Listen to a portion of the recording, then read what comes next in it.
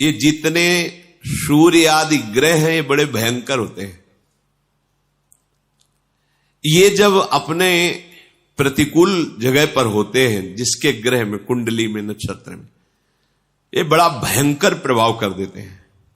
पर यदि नाम जप किया जाए तो ये उसके लिए प्रतिकूल जगह पर बैठे हुए भी सौम्य, सुखद और मंगलकारी बन जाते हैं।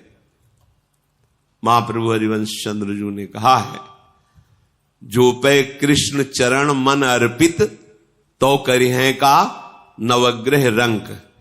ये बेचारे नवग्रह तुम्हारा क्या बिगाड़ लेंगे यदि कृष्ण चरण में मन तुम्हारा अर्पित है। राधा राधा राधा।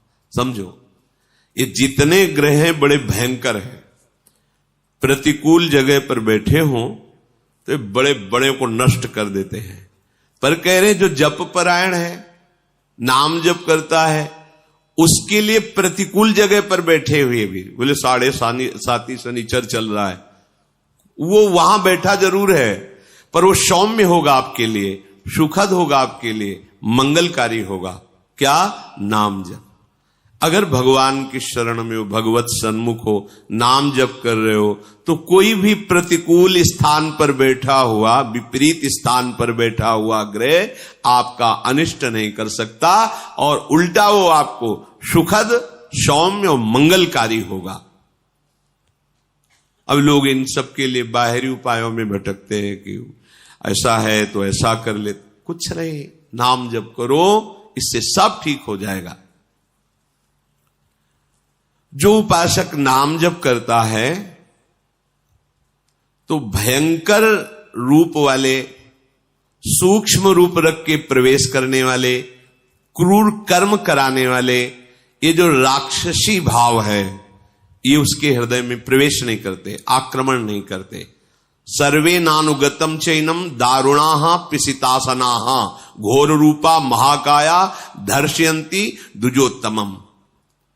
जो जप परायण है, नाम जप करता है, तो यहां घूमते रहते हैं अव्यक्त रूप से भूत प्रेत पिशाच, भयंकर आसुरी राक्षसी स्वभाव वाले।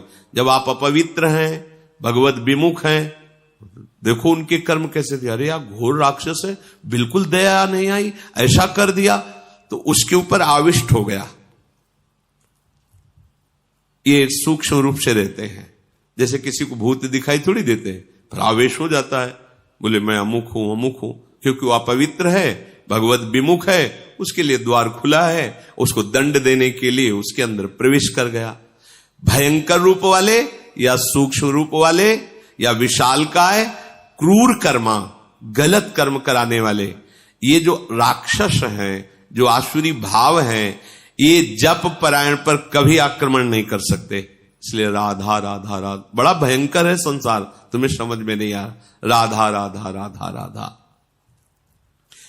जो जप परायण है, जो शास्त्र स्वाध्याय करता रहता है, जो अपने सुख को दूसरों में बांटता रहता है, और जो दूसरों में कभी दोष नहीं ढूंढता है, वो सदैव सुखी रहता है, निर्विघ्न रहता है।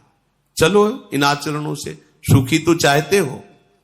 जो साधु शास्त्र का ज्ञान रखता है या न रखता है, ध्यान सुनो, उसे वेद आते हैं या नहीं आते हैं, वो पुराणों की कथा जानता है या नहीं जानता है, वो उत्तम संस्कारों से युक्त है या शून्य है, उसका समाज में सम्मान होता है या अपमान होता है, इससे कोई मतलब नहीं। यदि वो भजन परायण है तो राख में छिपी हुई आग की ज्वाला है। वो बोल लेता है कि नहीं बोल लेता है, उसे वेद आता है कि नहीं आता है, वो उसको लोग प्रणाम करते हैं कि नहीं करते हैं, संस्कार युक्त दिखाई देता है या नहीं दिखाई देता है, पर रात दिन भजन करता है तो कैसा है? बोले राख में छिपी हुई आग है, वो छेड़ मत देना। ऐसा भीख मांगता खाता है, ऐसे कोई तेज तो है नहीं, कोई लोग तो इसके पास नाम जप परायण है, बड़ी महिमा है। जैसे प्रज्वलित अग्नि श्मशान में भी कभी दूषित नहीं होती, यथा श्मशाने दीप्तौजाहा पावको नैव दुष्यति एवं विद्वान अविद्वान वा ब्राह्मणो दैवतम महत। चाहे विद्वान हो चाहे ना हो, श्मशान में भी आग पवित्र ही होती है, आग कभी दूषित नहीं होती। ऐसे ही जो सर्वत्र भगवत भाव रखने वाला है, निरंतर भजन में है, वो महान से भी महान है। कहीं भी बैठा हो, कुछ भी कर रहा हो, ये मत समझो कि तो अपवित्र है। जैसे श्मशान में भी आग पवित्र है, ऐसे भजनानंदी हर समय परम पवित्र रहता है। विषयान ग्रहणंत मुंचन